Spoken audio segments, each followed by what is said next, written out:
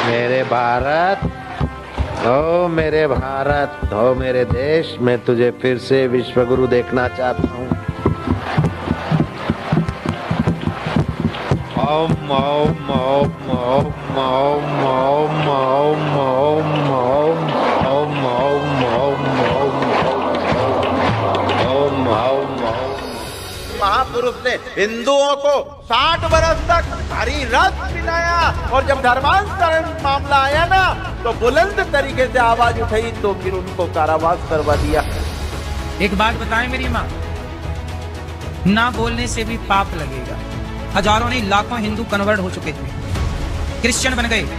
आसाराम बापू जी ने उनको वापस अपने सनातन में वापसी कराई, लाखों लोगों को धर्म परिवर्तन कराया। तो आपको नहीं लगता कि षड्यंत्र के तहत उनको फंसा दिया गया? मैं ऑलरेडी 50 बार बोल चुका हूँ कि वो ही ऐसे पहले व्यक्ति थे जो धर्मांतरण के खिलाफ बोलना शुरू किए थे। आ रही है बात समझ में?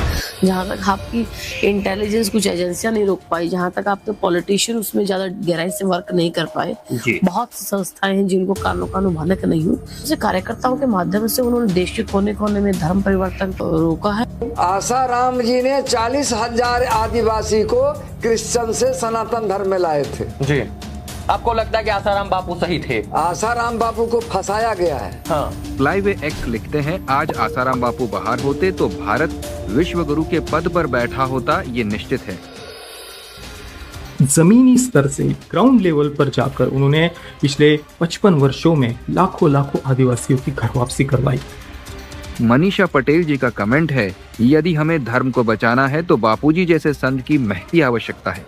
हिंदू आतंकी नहीं होता है, लेकिन हिंदू को परेशान करोगे तो फिर हिंदू जानता है जो तो को कांटा बुए वहां को बोतू भाला, वो भी साला क्या याद करेगा, पड़ा था किसी से पाला। पी मौर्य जी ने कमेंट करके लिखा है, जब तक आसाराम बापूजी के साथ हिंदू इकट्ठा रहते थे तब न ईसाई कन्वर्जन कर पाते थे न इस्लाम वाले, इसीलिए बापूजी को षड्यंत्र करके फंसाया गया है। आदित्य पंडित अपने कमेंट में लिखते हैं, 84,000 क्रिश्चियन को हिंदू बनाने वाले सिर्फ एक बाबा है, इसलिए फंसाया था। हम बात कर रहे हैं मध्य प्रदेश के आदिवासी जिले झाबुआ की, जहां मिशनरी सिर्फ धर्मांतरण का धंधा नहीं चला रही, बल्कि हजारों साल पुराने इतिहास और संस्कृति को मिटाने की साजिश रच रही हैं।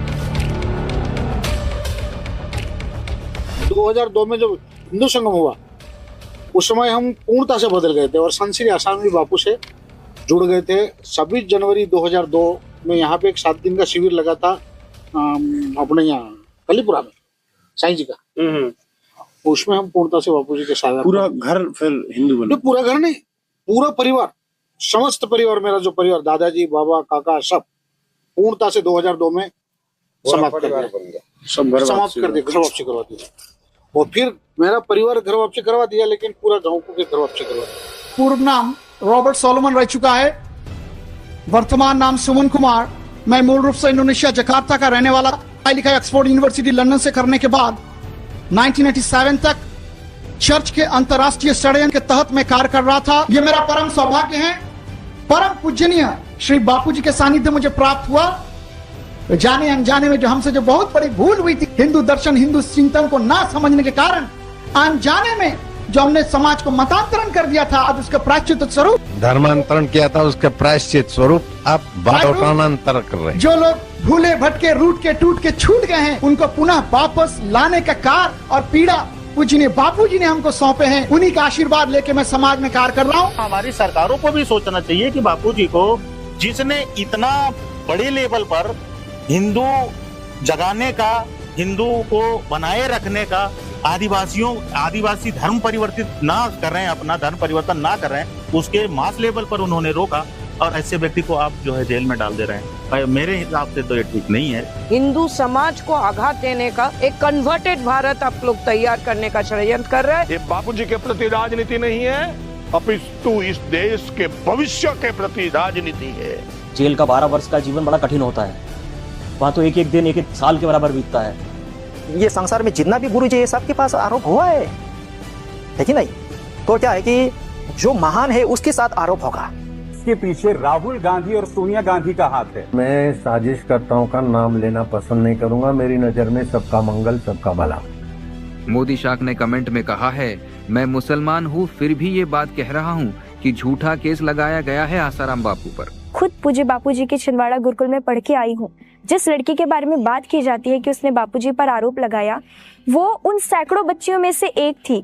उसकी बात को तो विश्वास किया गया, पर हम बच्चियां जो उस बच्ची के साथ पढ़ती थी, उसकी जूनियर्स थी, उसके सीनियर्स थी, उसी कैंपस में रहती थी, क्या कोई है इस देश में जो हमारी आवाज को सुन सके? वास्तव में अंधविश्वास जैसी कोई चीज नहीं है। आप किसी एक को पागल बोलोगे, 10 को बोलोगे, 20 को बोलोगे, 50 को बोलोगे, ये लाखों की पब्लिक जो है ये सारी पागल है। आप स्वयं एक साधारण इंसान होके भी कुछ एक अच्छा कार्य करने लगी तो उसमें लोग पीछे हटाने के लिए आपको आ जाएंगे। और बापू ने तो बहुत बड़े स्तर पे, इतने बड़े स्तर पे कार्य किया है जो ब्रह्मांड में, इस विश्व में असंभव है। कि आसाराम बापू ने जो काम हिंदुस्तान में किया है ना, कोई संत कर नहीं सकेगा। आदित्य सिंह लिखते हैं, यार ये बापू में दम तो है। इनके आश्रम में मैं गया था, बहुत स्पिरिचुअल और पॉजिटिव वाइब था। अब मैं साफ तौर पे कहूँ, उन्होंने लव डे, किस day, hug day, Valentine day हटाए। उन्होंने मातृ दिवस, पितृ दिवस, ब्रह्मचर्य, तुलसी दिवस, इन चीजों को बढ़ाया, पाश्चात्य सभ्यता का विरोध किया। और उन्हीं का कारण है एक राजनीतिक षड्यंत्र संत आसाराम बापू जी पर इस तरह का झूठा घृणित केस लगाया गया।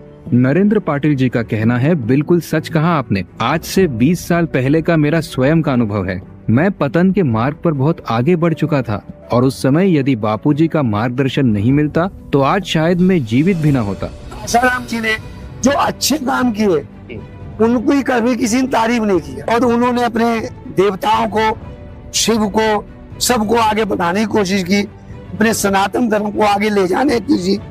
उन्होंने स्कूल खोले, पढ़ाई कराई, आश्रम चलाए, लोगों को शिक्षा दीक्षा देनी, गरीब आदिवासियों को जो है अन्न वितरण किया। कोई पहला महात्मा था जिन्होंने किसी की बात नहीं मानी, गलत बात। जितने सब मिलके कर पा रहे हैं उतना अकेले आज से 20 वर्ष पहले श्री आसाराम बापू जी कर रहे हैं।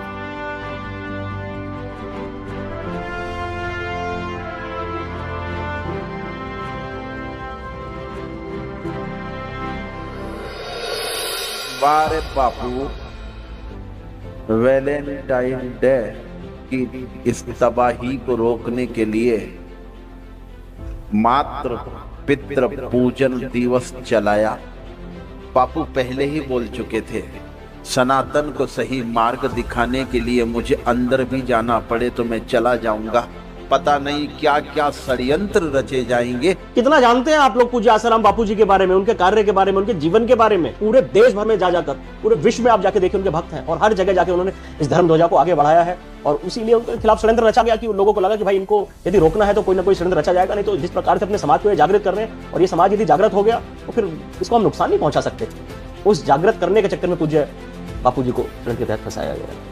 उड़ीसा के कंधमाल के अंदर हमारे एक संत की हत्या केवल इसलिए कर दी गई, वो ईसाई मिशनरियों के खिलाफ काम कर रहे थे, वो धर्मांतरण के खिलाफ काम कर रहे थे। जब हत्या हो सकती है इस देश के अंदर तो क्या षड्यंत्र नहीं रचा जा सकता? आसाराम बापू जी ने भी बहुत अहम काम किया।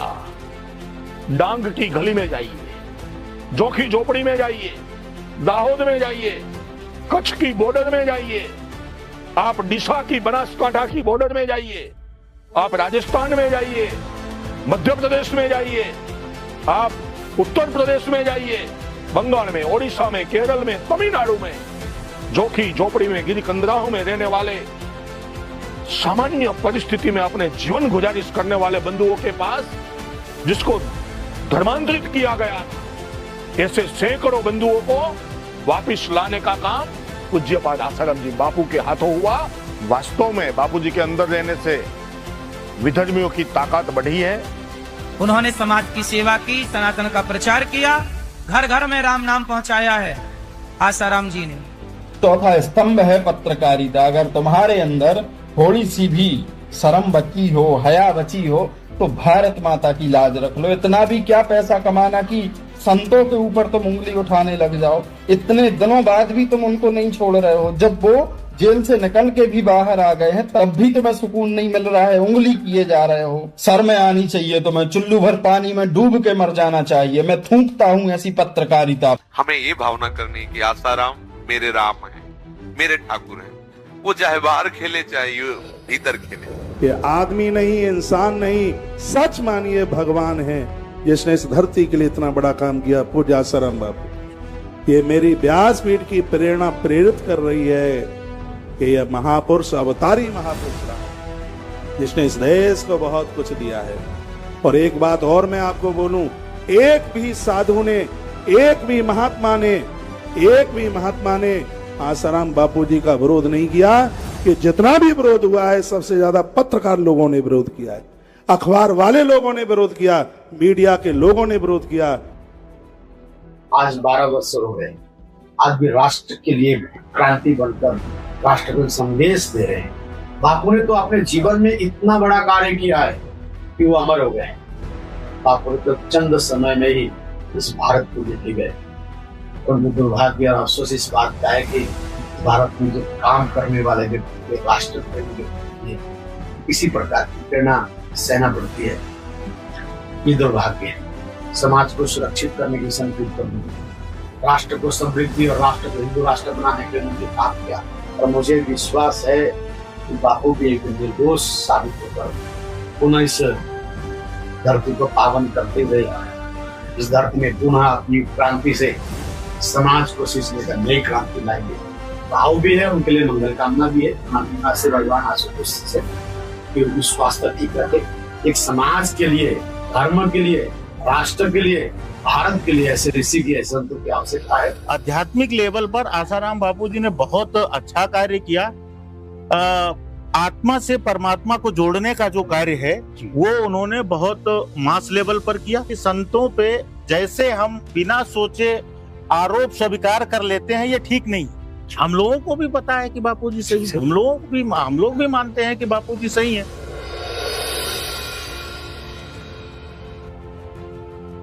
कि बापूजी कौन सी परंपरा से है, ये भक्तमाल ग्रंथ, इसमें पूरा वर्णन दिया गया है। संत श्री लक्ष्मण दास जी महाराज के शिष्य हुए हैं, जिनका नाम आप सभी जानते हैं। उनका नाम है स्वामी जी श्री निश्चल दास जी महाराज, जिन्होंने विचार सागर ग्रंथ की रचना की। बहुत उच्च कोटि के विद्वान और महापुरुष रहे हैं, भारतवर्ष में प्रसिद्ध हैं। बड़े बड़े विद्वान वेदांत सागर विचार ग्रंथ को पढ़ते हैं। उन्हीं के शिष्य हुए हैं संत श्री केशवराम जी महाराज। केशवराम जी महाराज के शिष्य हुए हैं संत श्री लीलाशाह जी महाराज। और संत श्री लीलाशाह जी महाराज जो सम्राट सदगुरु हुए हैं, जिनके चरणों में बड़े बड़े राजनेता आते थे उस समय के, और प्रधानमंत्री नेहरू, सरदार वल्लभ भाई पटेल जैसे बड़े बड़े क्रांतिकारी ये लीलाशाह जी महाराज से आशीर्वाद लेने के लिए आते थे। इनमें लिखा हुआ। और स्वामी रामसुखदास जी महाराज, आचार्य प्रकाशानंद जी महाराज, आचार्य श्री हरिरामदास जी महाराज की उनके साथ मित्रता थी लीलाशाह जी महाराज के साथ। और लीलाशाह जी महाराज के कृपा पात्र शिष्य आप जानते ही हैं, जिन्होंने पूरे विश्व में धर्म की ध्वजा ले रही है, पूज्यपाद बापूजी। ऐसे पूज्यपाद बापूजी के साथ षड्यंत्र हो और ये संत समाज चुप बैठे, ऐसा तो हो ही नहीं सकता है। ये समाज का नुकसान है। 12 वर्ष सोचिए, उस संत की वाणी अब समाज को नहीं मिल पाई जिस समय उसको समाज को मिलनी चाहिए थी। 12 वर्ष लंबा समय होता है। ये समाज का नुकसान है, मुझे बापू का नुकसान नहीं है। और यही वो लोग चाहते थे कि इनकी आवाज को बंद करा दिया जाए, इसलिए षड्यंत्र रचा गया था ये। और इस देश का जितना भी सनातनी समाज है, जो जागरूक समाज है, वो पूरी तरीके से बापू जी के साथ है। और हम भगवान से प्रार्थना करेंगे बापू जी को स्वस्थ जीवन दे।